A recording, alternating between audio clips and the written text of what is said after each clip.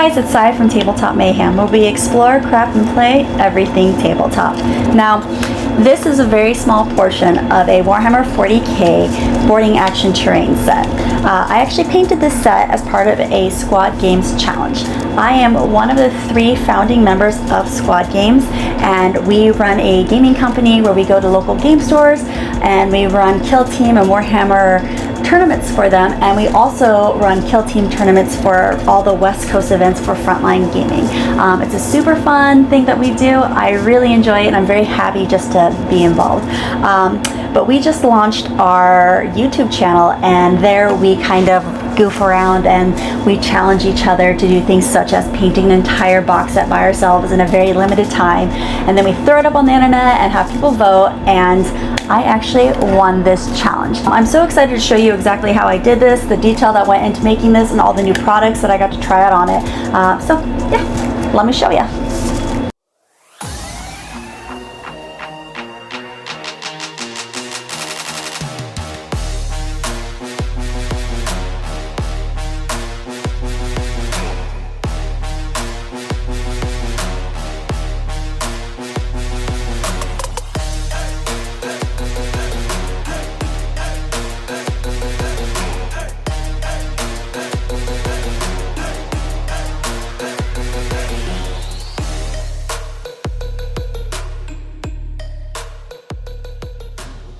This is a big box.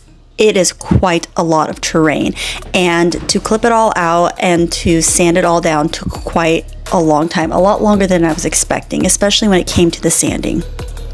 Luckily, the only gluing focused primarily on the doors. There was 3 types of doors. You just had to make sure that the door shape matched up with the door hole. It was quite simple. While sanding for hours, I did come up with the theme I wanted to use for this. It was definitely going to be a Nurgle-inspired, Nurgle-infected ship.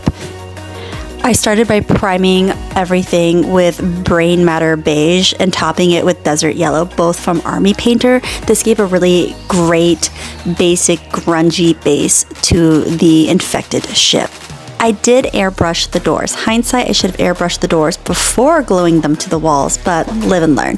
I decided that I wanted to airbrush to keep the paint as thin as I possibly could with the most coverage, because I didn't want to lose any of the detail as I started packing more and more and more product onto these doors. Vallejo metal color aluminum. I practically use this everywhere. Every door hinge, every pipe possible. There really are so many details to these walls, and I feel like a lot of times when you just like spray paint from the top, spray paint from the bottom, yes, it's a playable piece of terrain, but when you really go in and start painting every single little pipe, hinge, gauge, you really begin to appreciate the artistry and the thought process of how detailed these are, and you can just bring them to life. I chose to add Citadel Retributor armor to create an interesting dynamic of lighter metallic to what was to become a very dark and dirty terrain piece as this process went on. I wanted it to peek out and remind us of what the ship used to be before its infection. And remember, when you are painting with metallic paint, you really do have to change your water frequently. And now onto the spreading of disease, the Nurgle plaguing of the ship.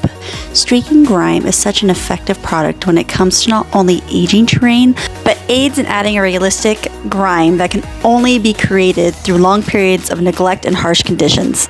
Alongside typhus corrosion, really aided in creating a repulsive, sickening, nauseating appearance, which is exactly what we wanted.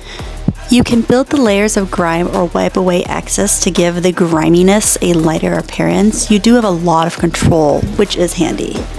I used Monument Hobbies and Golden High Flow acrylics, both in titanium white, to paint over the grime on lights and on screens, anything that needed to be illuminated or painted in a lighter, more bright color.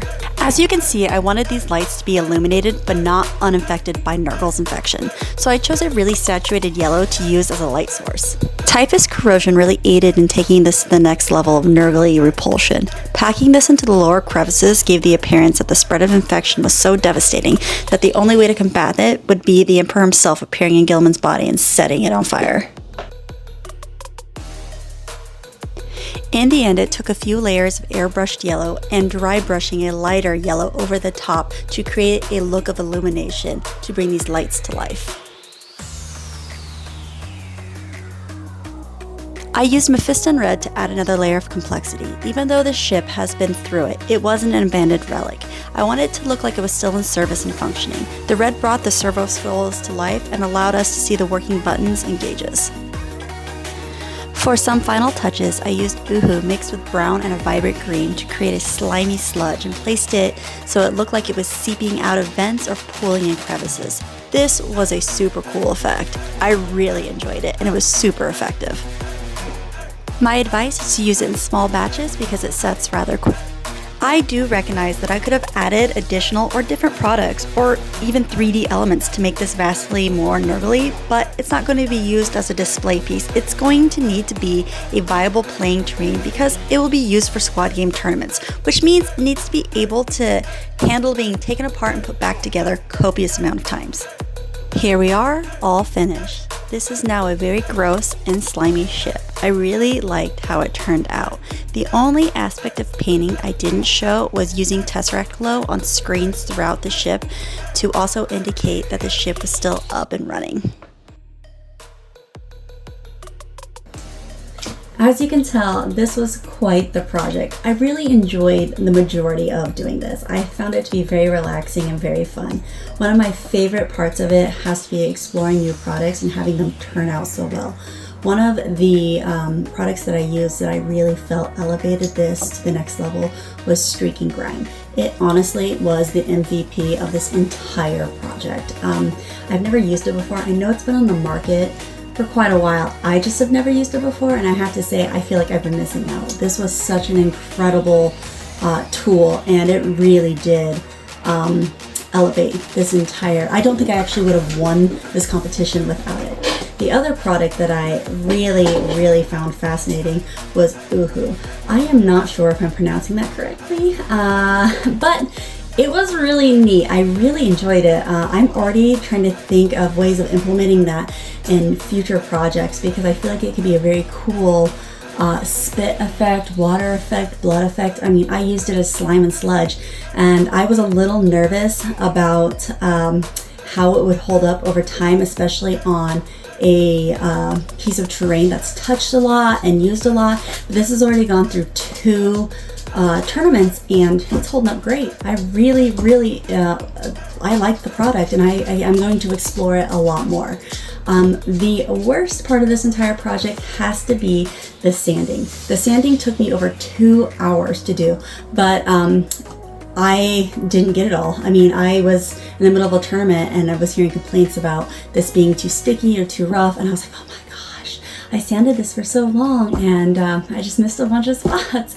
So maybe I'm just a really bad sander. I'm not sure. I did not like it. I did not enjoy it.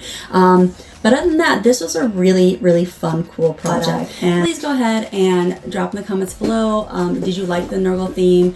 Can you think of some other really cool themes? Because I have a few more of these boards I have to put out. Also, if anybody knows, is it Uhu? Let me know. Thanks so much for watching. Until next time, thanks guys.